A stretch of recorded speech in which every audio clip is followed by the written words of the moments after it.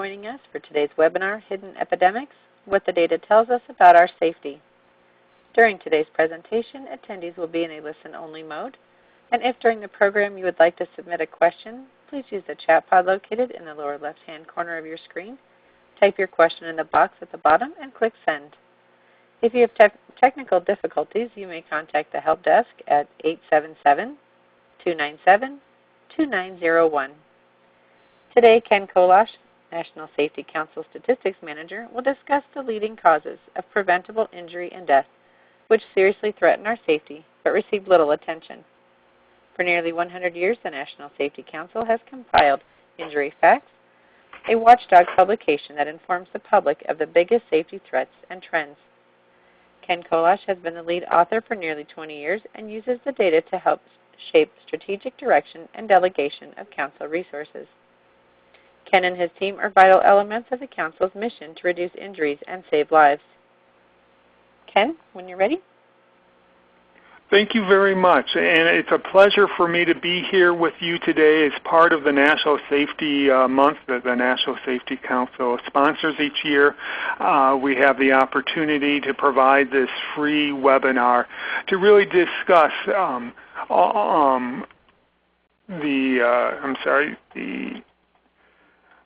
sorry, my slides weren't advancing, but it looks fine now.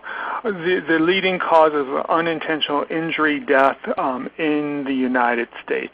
Most of the data I'll be talking through with you today is from Injury Facts, the 2016 edition, and at the end of my presentation there's additional information on if you would be interested in purchasing the publication.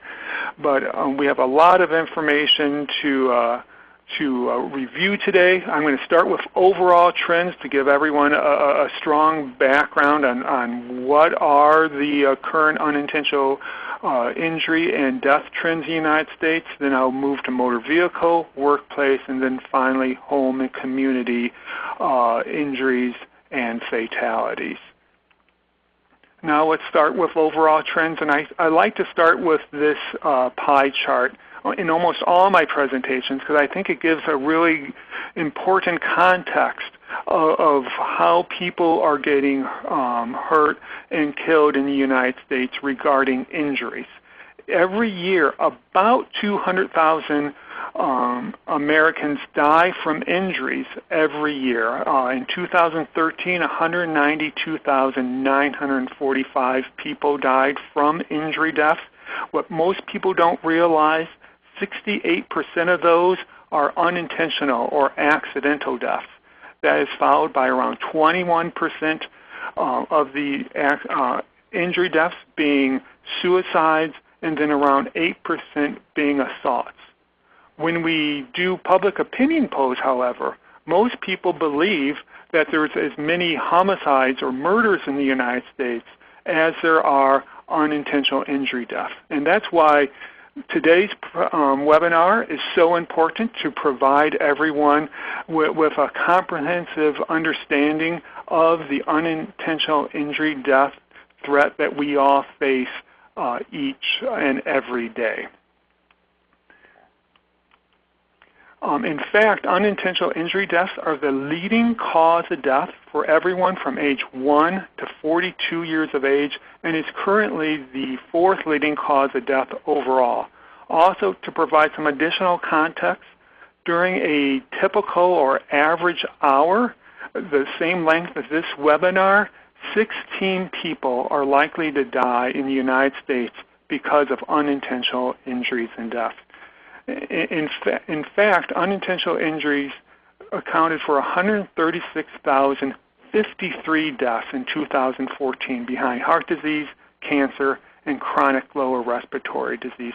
Even more startling than the 136,053 deaths is the fact that this is the largest number of people who have died in the United States from unintentional injury deaths in recorded history. For as long as we've been tracking deaths in the United States, 136,053 is the most, unfortunately, that have ever died in one year. And that is shown in the orange line. The green line shows the age-adjusted death rate, which controls for both the growing population in the United States as well as age demographic shifts that occur over time.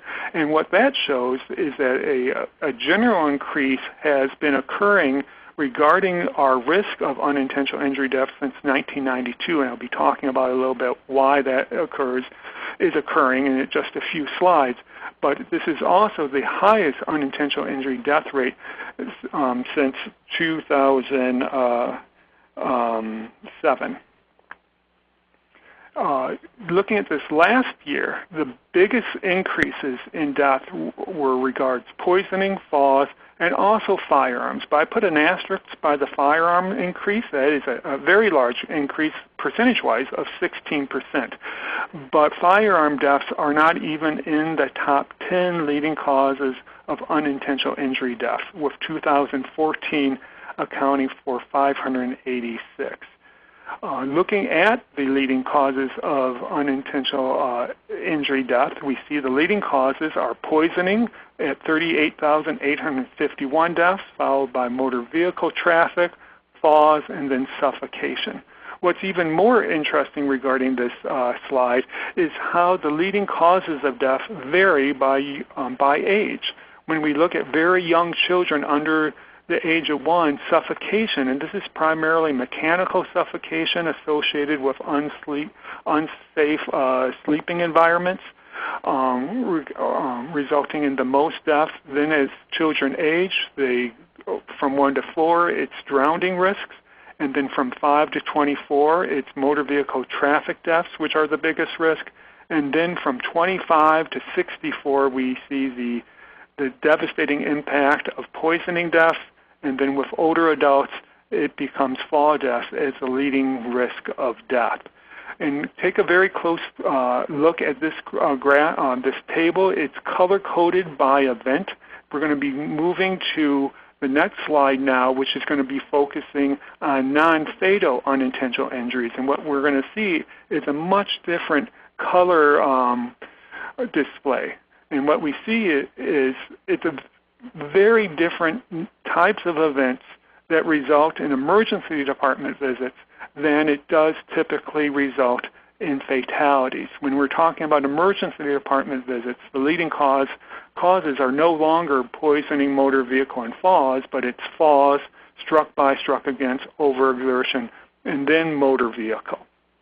When we look at age, we see that falls account for the most hospital emergency department visits for almost every age group except for from 10 to 24 years of age, which is struck by, struck against. So what tends to hurt you and bring you to the emergency department are not necessarily the same risks that result in the most deaths in the United States. And as I mentioned already, we're now at the highest number of unintentional injury deaths in the United States. And this upward trend really started in 1992. Prior to 1992, from 1969 through 1992, we were actually decreasing the number of unintentional injury deaths in the United States. And this is during a time where the population was growing. But since 1992, through 2014, we've seen a 49% increase in the number of unintentional injury deaths. So it's not just that our population is growing, resulting in increased unintentional injury deaths. We've, in past decades, been able to decrease the number of deaths even with a growing population. And what's driving this increase? It's really 3 factors, which we'll be discussing in great detail as we move through this presentation. But what those 3 factors are is motor vehicle, poisonings in red, and fall deaths in blue. And now let's go back into time a little bit and look at these 3 drivers in a little more detail.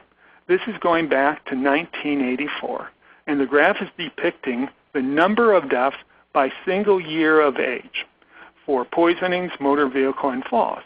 So back in 1984, it was a fairly simple picture. if we wanted to decrease the number of unintentional injury deaths in the United States, it was clear we needed to focus on motor vehicle safety, and it was also clear we needed to focus on the young adult population. And that's precisely what we did.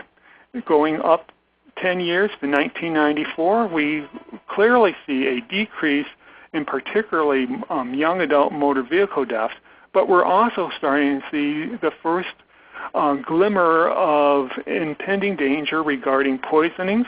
At this time, it's from everyone from 30 to their mid-40s. We're starting to see an increased risk from poisoning deaths. And then also we're starting to see increased risk regarding fall deaths among our older adults.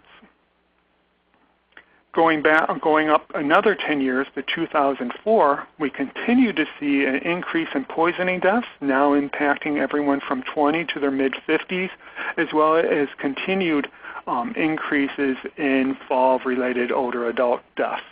And now going to 2014, which is our latest official data from the Center for Disease Control, we see the continued expansion of the current poisoning epidemic, which is being driven by prescription drug overdoses as well as heroin death, as well as the increasing risk older adults are facing regarding fall deaths. Young driver safety continues to be an issue, but we have made substantial progress in that front. We not only are able to track unintentional injury death trends by year, by decade, but there's also seasonal variations. In general, the most dangerous months for unintentional injury deaths are the summer months, July and August, and that's why we have National Safety Month in June in order to help prepare for those dangerous summer months. We typically see increases in drowning deaths in the summer, not surprisingly. While with motor vehicle, it's a bit more of a complex seasonal trend.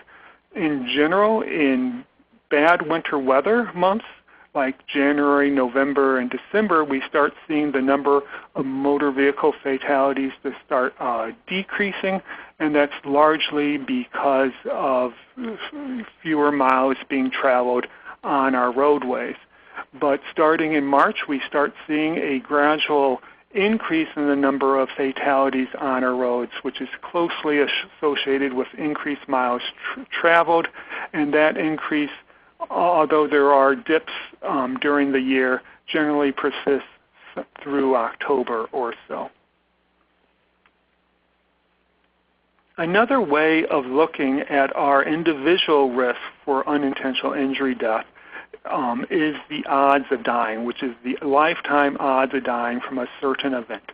Sometimes when we're talking about unintentional injuries, it's hard to get your head around some of the really large numbers involved. So instead of talking about the 30,208 people who die from fall deaths, we could put it in more personal terms and indicate that in your lifetime you have one chance in 133 of dying from a fall.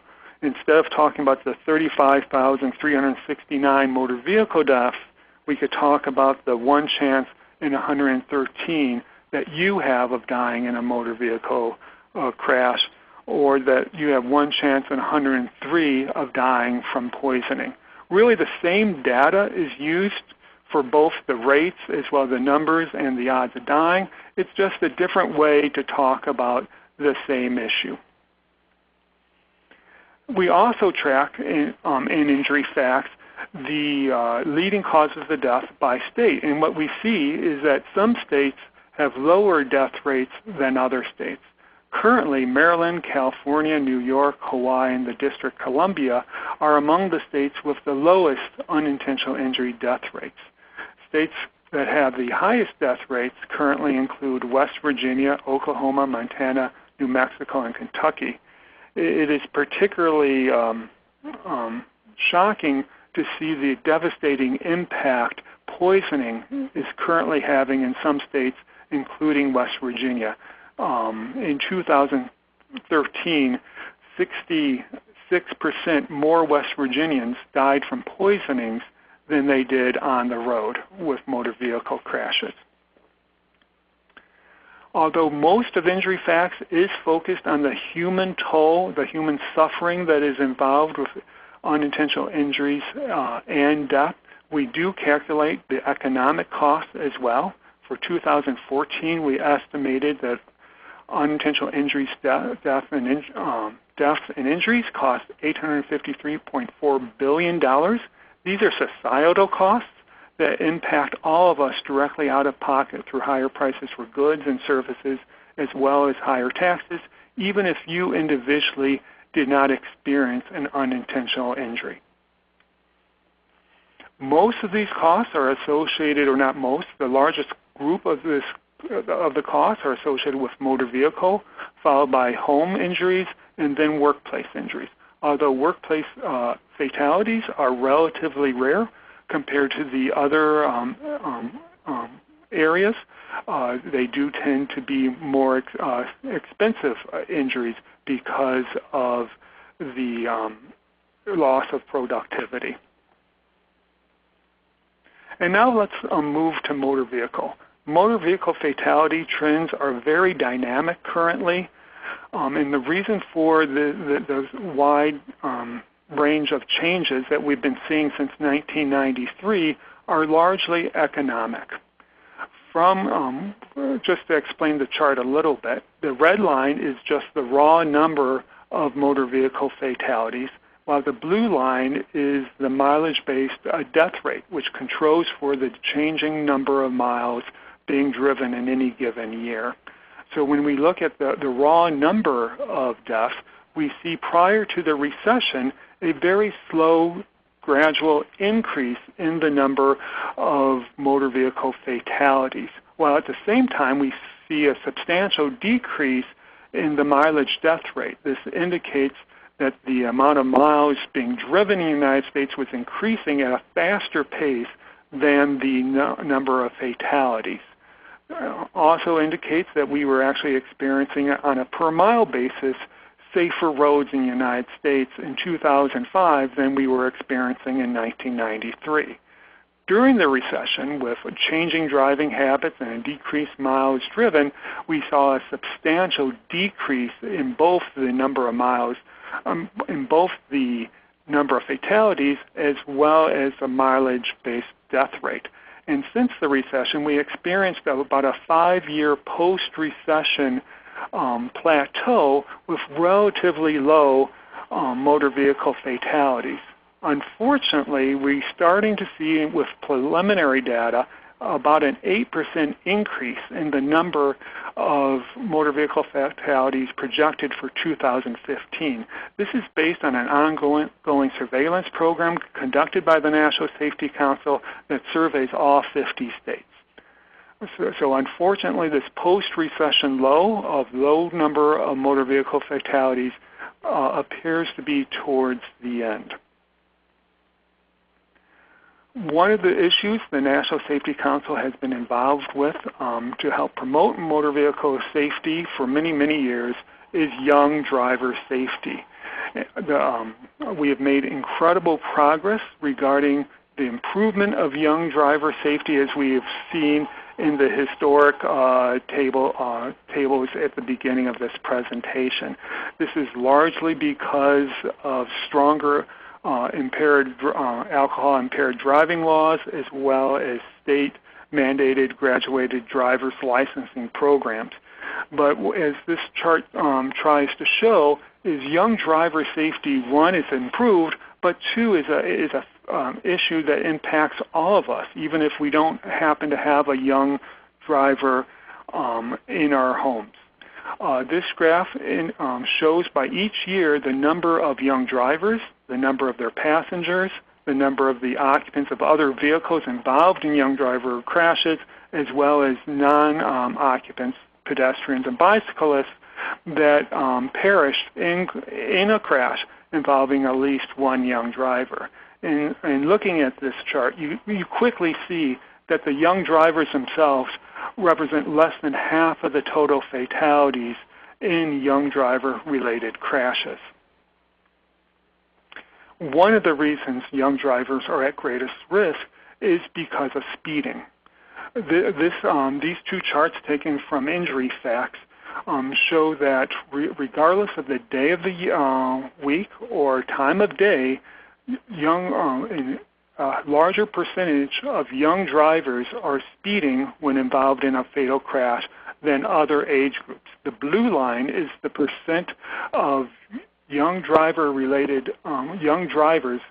who were speeding when involved in a fatal crash, while the red line is the percentage of non-young drivers who were speeding who were involved in a fatal crash. So as we clearly see, speeding is one of the core reasons, or one of several core reasons why young drivers are at increased risk for being in crashes. Another issue strongly related to young drivers is distraction. Although distraction impacts all age groups, particularly distraction around mobile devices like cell phones, it is disproportionately impacting young driver safety. This data is from the National Highway Traffic Safety Administration and represents observational studies they do each year tracking the behaviors of drivers on the road. As we see the last 2 years, actually the percent of drivers talking on their phones, conversing on their phones, either hands-free or handheld, has decreased over the last 2 years. But this is more than being made up with the blue line showing that for the last 5 years, there's an increasing percentage of drivers visibly manipulating their handheld electronic devices. And this would include texting, this would include surfing the web or checking your Facebook or LinkedIn account, any of those types of activities. And although the overall percentage is still relatively low at around 2%, it has been growing steadily. And it's particularly growing among our most at-risk young driver age group. Of those 16 to 24, nearly 5% are observed visibly manipulating their electronic handheld devices. Although you could see in the green line, even 25 to 69-year-olds are increasingly participating in this extremely distracting, dangerous activity while behind the wheel.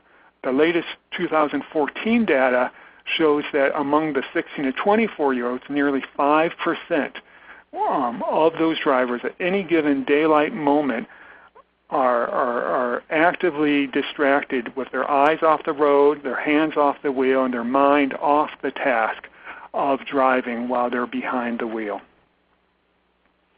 We're also not making progress regarding alcohol impairment and road safety. For the past 7 years, we've been at around 30% of all motor vehicle fatalities associated with at least one drunk driver. Although this is a substantial improvement compared to past decades, in the early 80s, over half of all motor vehicle fatalities were associated with drunk drivers. Now it's about 30%, but that means every year for the past 7 years, about 10,000 people have lost their lives in drunk driving crashes, 9,967 for the last year, 2014.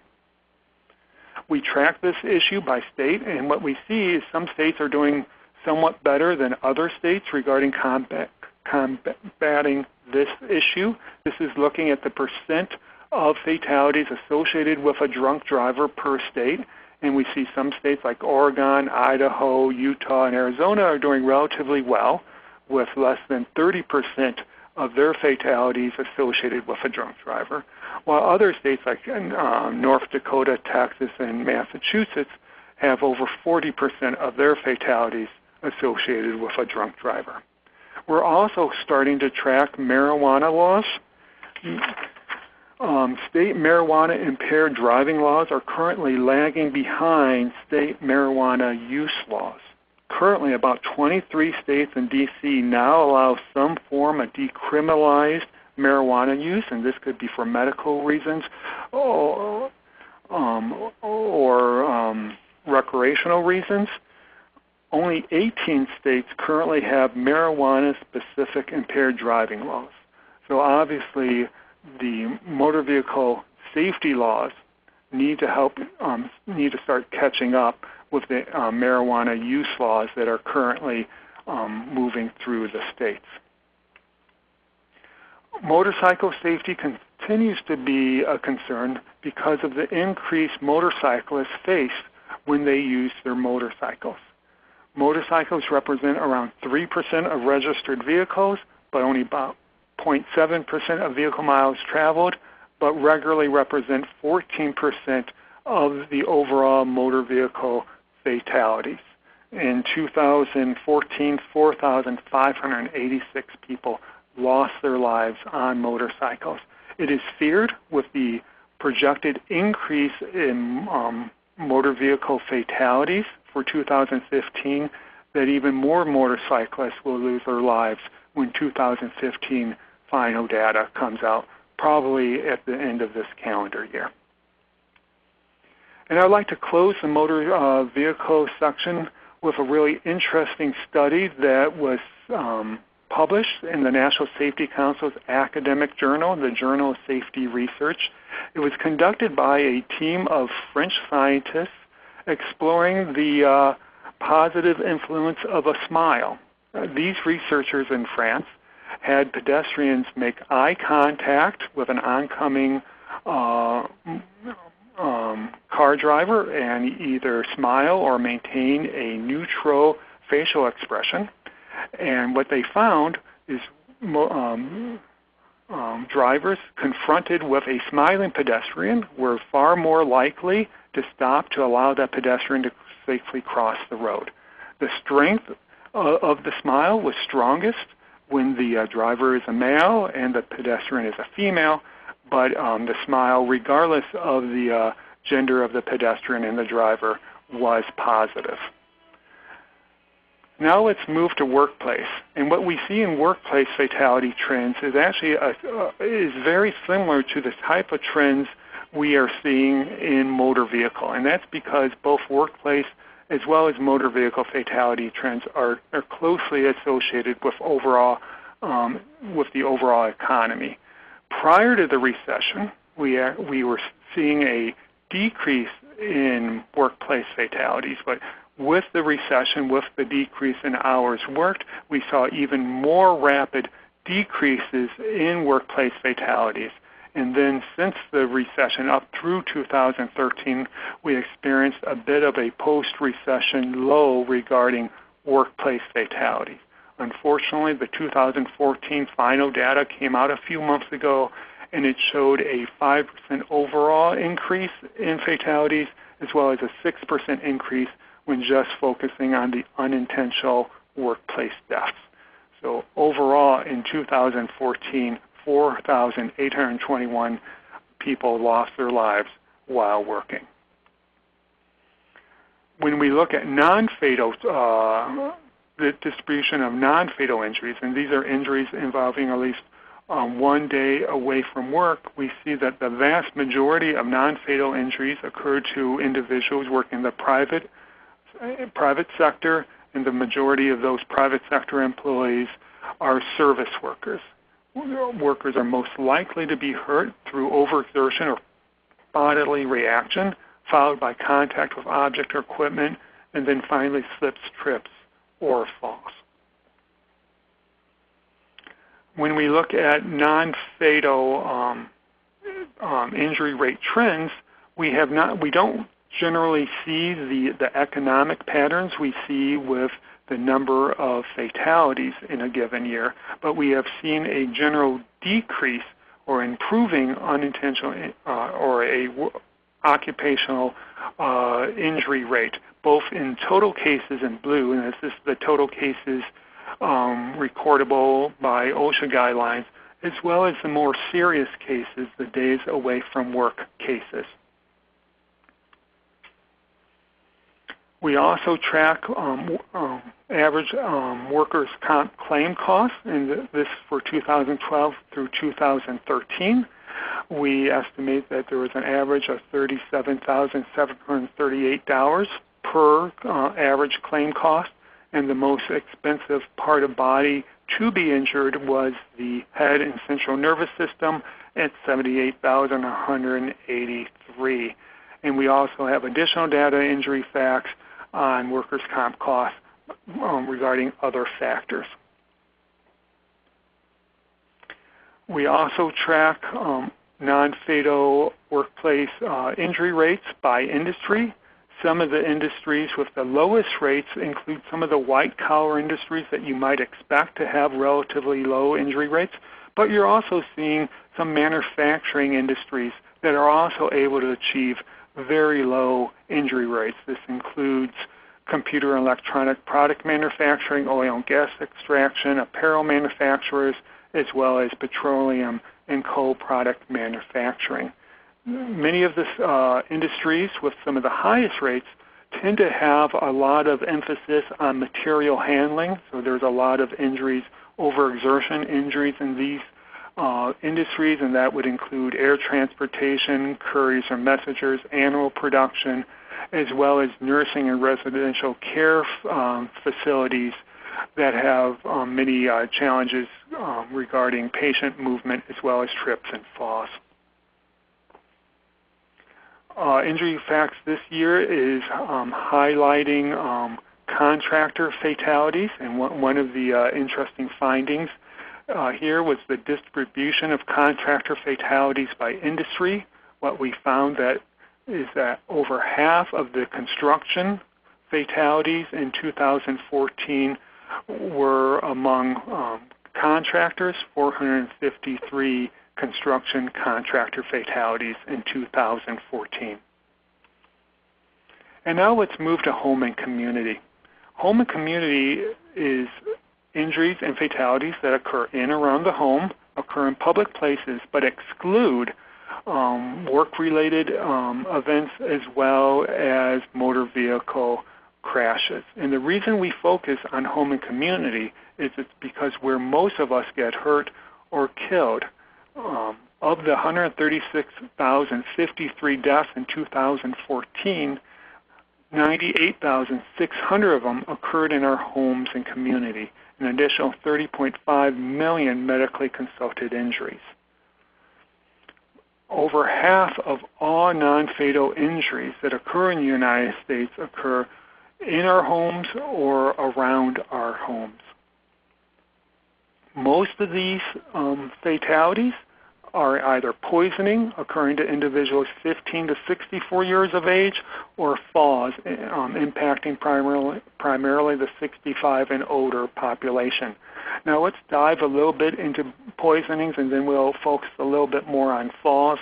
And we're going to go back in time again. We're going to go back to 1963, and this is death rate by single year of age for poisonings. And what we see there is for most ages that there's a relatively low poisoning death rate risk, but except for the very young children, and this is reflecting children getting into medicine cabinets and underneath the sink. We were able to address that issue through packaging and labeling laws.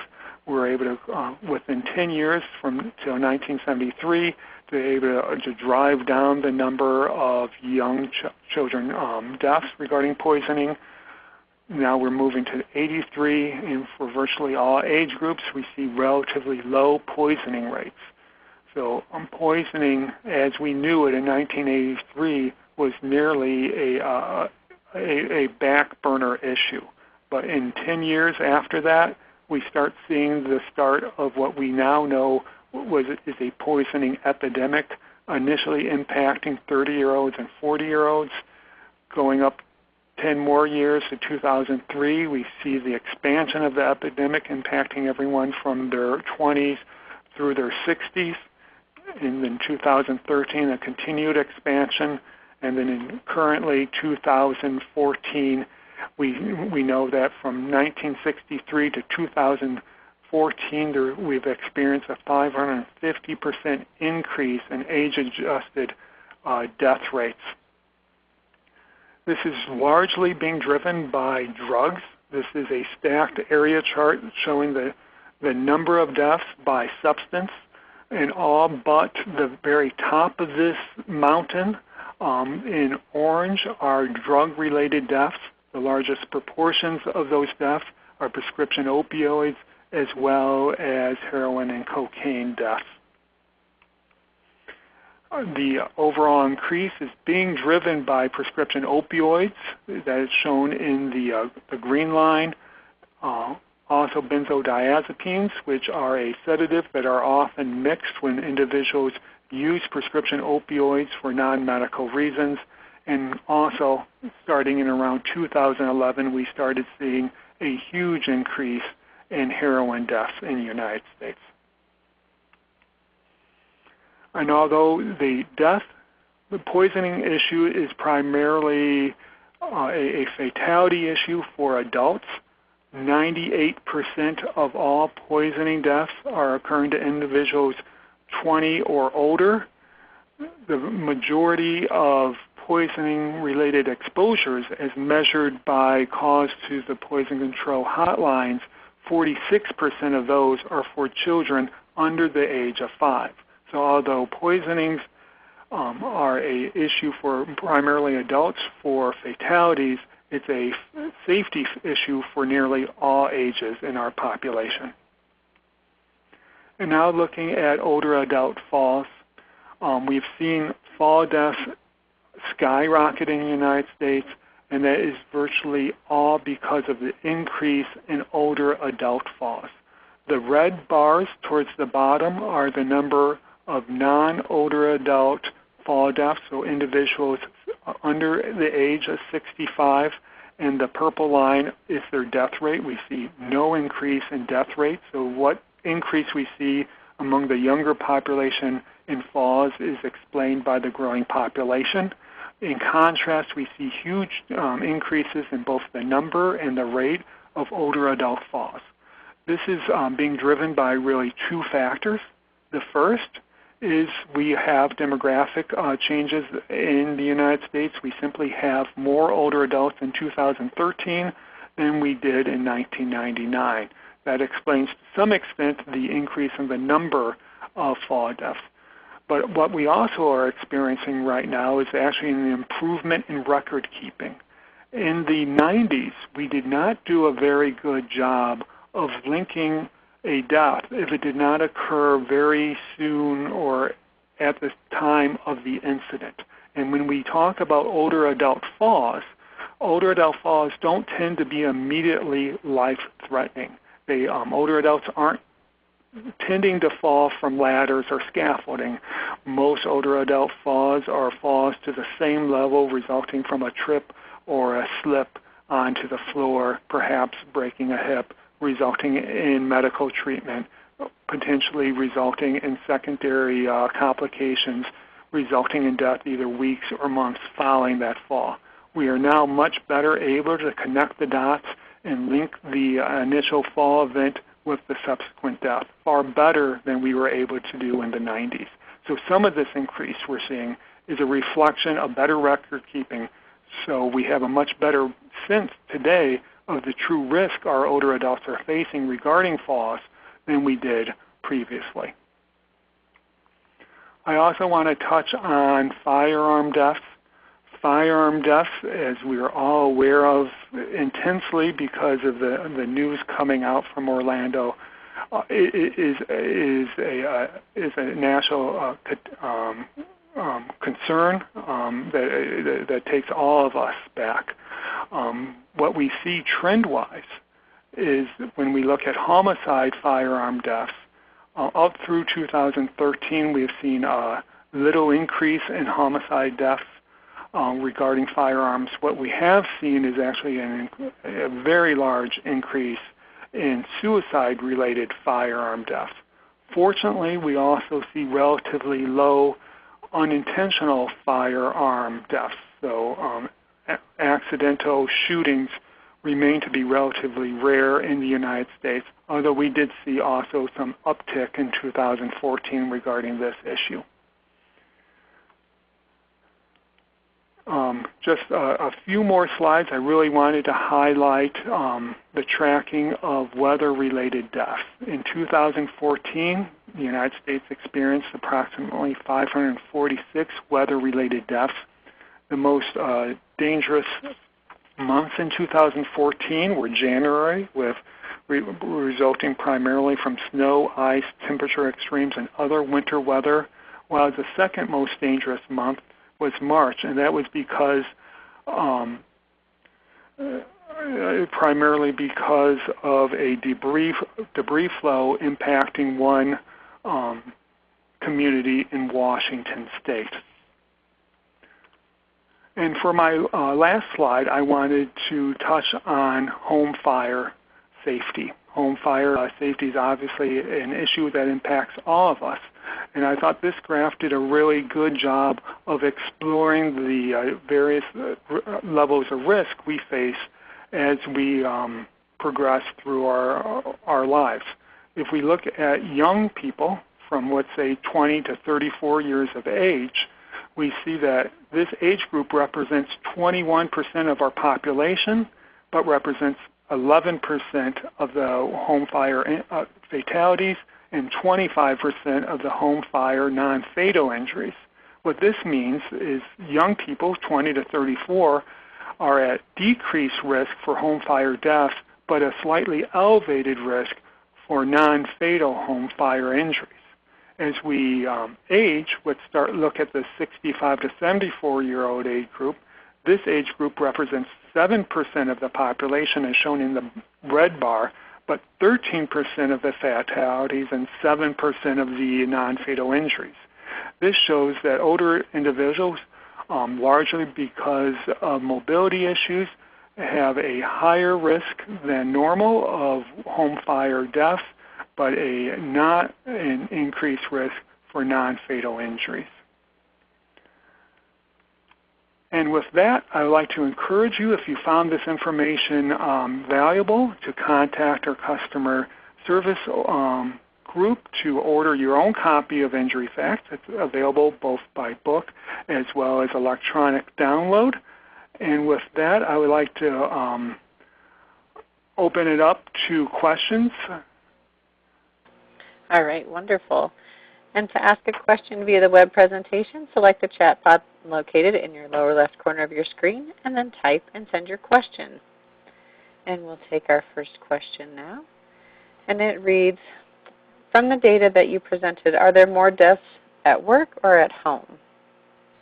There are far more deaths at home than at work. One of the things we explore in Injury Facts is your relative safety at home versus at work. And one of the safest places for you to be during your day is at work. The vast majority of fatalities and injuries that occur in the United States are occurring in our homes and our communities. Okay, wonderful. And our next question is, do the numbers and the increase take into account the growth of a population? So this was toward the beginning of your presentation. Sure. And actually, let me go back to that really quickly, because I'm assuming we're talking about this increase. And the orange line is just the raw number of deaths, and and we've experienced the most ever number of unintentional deaths in the United States in recorded history. The green line takes into account the population growth as well as the demographic age changes that occur over time. So the age-adjusted death rate is the most accurate way to track long-term fatality risk. And what we see is that we've made substantial improvements since the early 1900s regarding age-adjusted death rate risk. But since 1992, we have started to experience a slow increase in that age-adjusted death rate. And we are now at the highest age-adjusted death rate since 2007. All right, perfect. And our next question is, what would intentional self-harm include? Intentional self-harm would be any form of suicide. Okay, great. And our next question is, are the deaths from falls, including the post-fall injuries, such as complications from hip fractures, included in the results? It is now, and that's one of the reasons for the increasing risk we're now seeing with our older adults. In past decades, we were not as good about connecting the death to the fall event if that there was a long time frame in between those two occurrences. But now with the complications that occur post-fall during the treatment of that injury, that is now being taken into account and tracked back to the fall event. All right, great. And in relation to poisoning statistics, are alcohol and prescription illegal drug overdoses that result in death included? All of those categories are included in the overall poisoning death numbers and rates. When we are talking about drug-related deaths, it would be both legal and illegal substances, but alcohol is not included in that category of drug. It's included elsewhere. All right, and our next question is, how do these stats regarding motor vehicles, miles driven, and fatalities compare with other developed countries? There's been some recent research. Several studies have recently come out looking at the relative safety of U.S. roads, looking at mileage-based death rates in the United States compared to other developed countries. And unfortunately, the United States appears to be lagging behind the safety improvements currently being experienced by other developed countries. There's a lot of speculation of why exactly that is the case. It is possible that other developed countries in Europe have some stronger road safety laws. In particular, the United States has one of the highest legal limits for alcohol at 0.08. Most other developed countries have legal limits of 0.05 or lower. Many other countries have even stricter laws regarding graduated driver licensing of how drivers are licensed, although we've made significant progress in our graduated driver's licensing programs. Other countries have gone even further. Okay, great. And our next question is, do you have a graph to show the amount of individuals that have been injured or perished due to cell phone use and texting specifically? We do not, and there's a couple of reasons for that. It is very difficult for law enforcement to identify during the crash investigation when a crash was associated with distracted driving or cell phone use or other type of distraction. And the reason for that, there is no blood alcohol test for distraction.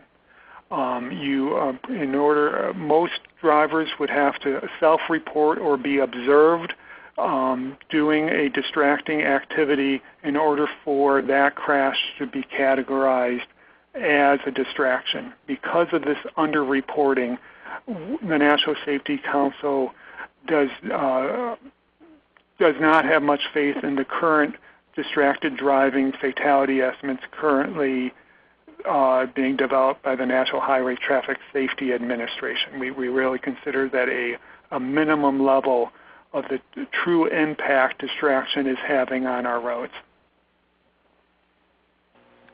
All right, great. And our next question is, with legalized marijuana becoming more commonplace, what is your recommended verbiage for health and safety or human resources policy? That is an evolving issue that we are tracking, and the Safety Council is really looking into best case practices at this time. All right, great. And our next question is, what do you think of the rule about eating and drinking while driving in Canada? I'm not familiar with that rule in Canada. Studies have shown that some naturalistic driving studies have shown some increased risk for being in a crash while eating and drinking.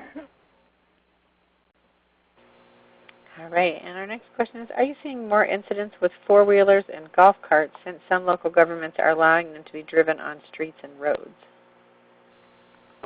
Four-wheel ATV crashes are an ongoing safety concern. ATV safety does account for quite a few injuries and fatalities every year. They were designed for off the road, and even off the road there are some safety concerns. And we will be looking into the prevalence of ATV crashes and injuries on the road as we move forward, because it is an evolving and growingly important safety topic. All right, great. And our next question is asking if there's any information or statistics on distracted walking. There was a really good research study published about 2 years ago on distracted walking injuries, primarily looking at fall injuries while talking on a cell phone. That was published in the Journal of Safety Research, and it was summarized in the 2015 edition of Injury Facts. We had one page summarizing the results of that really interesting study. Unfortunately, it was a study that has not yet been updated, so we do not have an update in the current 2016 edition. Okay, great. And our next question is, how much have polymedications played a role in injuries? The multiple medication issue is important, and it certainly not only is impacting the fatality epidemic we're currently facing regarding prescription opioids, but also is impacting other everyday safety, the ability to safely operate a motor vehicle, the ability to safely operate heavy machinery while at work, etc. And it's an area that is increasingly receiving research. We don't quite know at this point the full extent of the issue, other than it is a topic that we are tracking and we'll be looking at closely. All right, wonderful. And in the poisoning deaths, besides drugs, what other types of poisoning is included? Poisoning would include all gases, liquids, and solids. For the non-drug deaths, it would include carbon monoxide, it would include pesticides, as well as other just household chemical products. All right, great. And are the military factored into these numbers as well?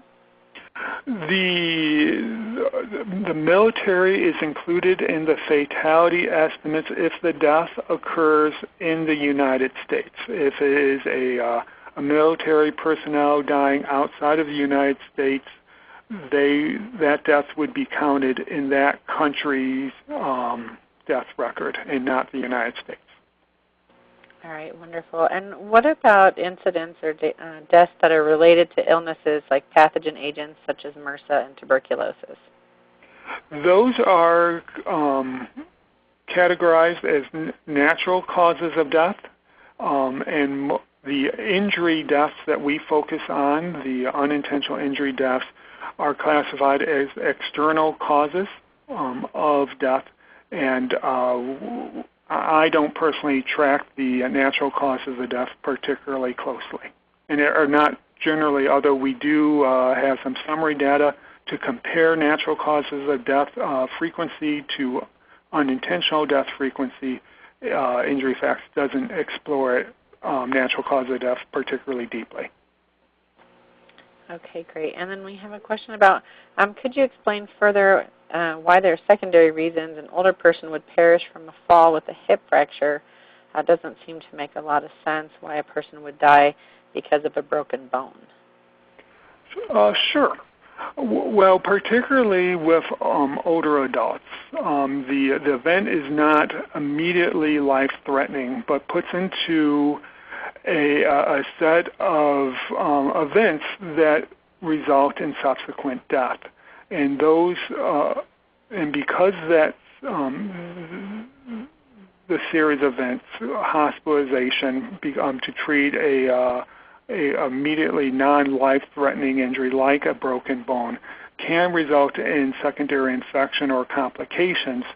That death is now being connected to the initial fall event, which it was not the case 10 or 20 years ago.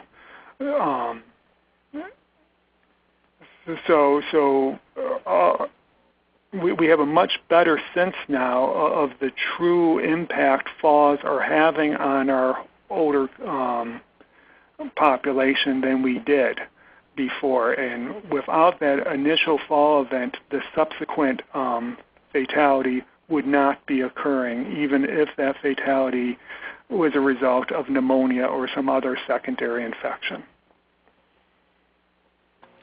Okay, wonderful. And our next question is, are the number of deaths from falls up primarily because of better record keeping?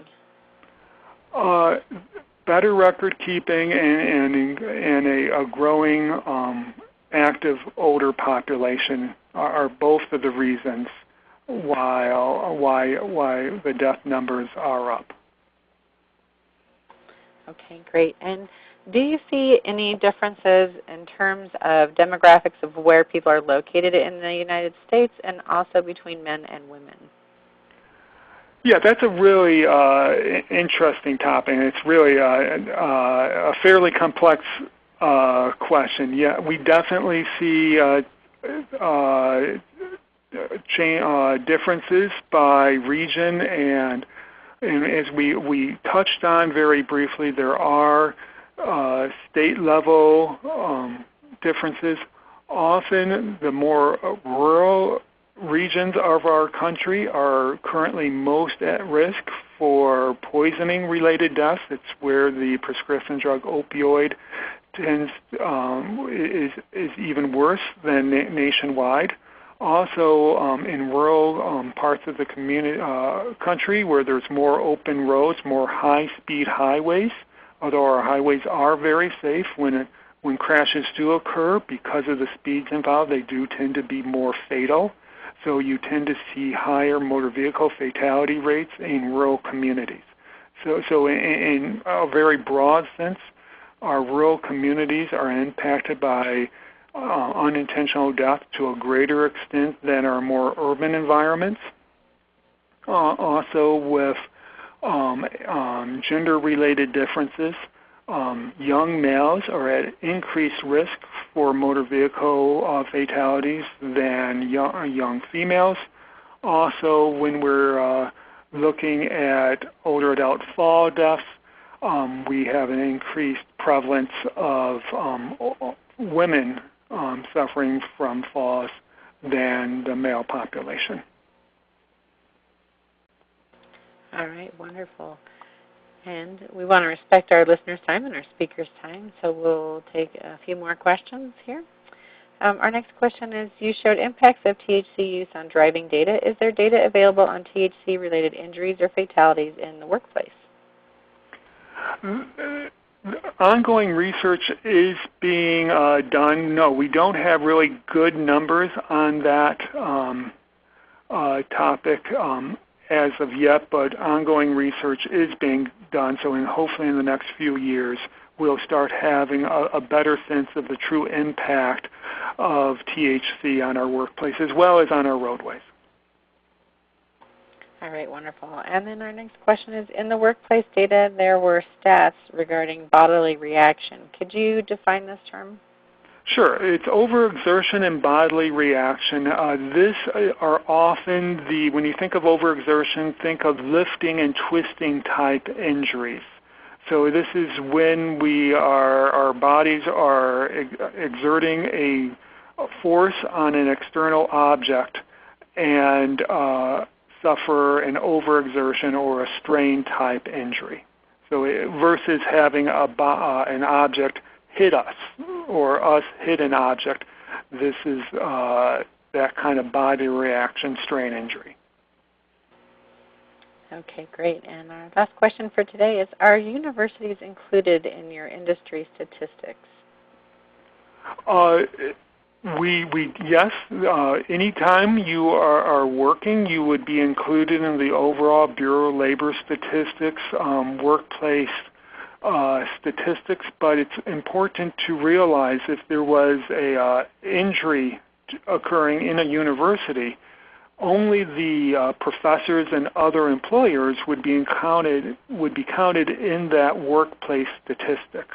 If a student, a employed student at that university was hurt, that injury would not be included. All right, great. And I'll turn it back to you, Ken, for any final closing remarks. I just really appreciate everyone's participation in today's webinar. It's honestly, it's only my one chance a year at National Safety Month to be able to share all the work my group does throughout the year tracking unintentional injuries and death, and I hope you find it helpful. We certainly appreciate the opportunity to share it with you. All right, and thank you for joining us for this webinar, and we appreciate your attention and participation in today's event and to assist in future webinars. Thank you for your attendance, and thank you again for attending the webinar, and have a great day.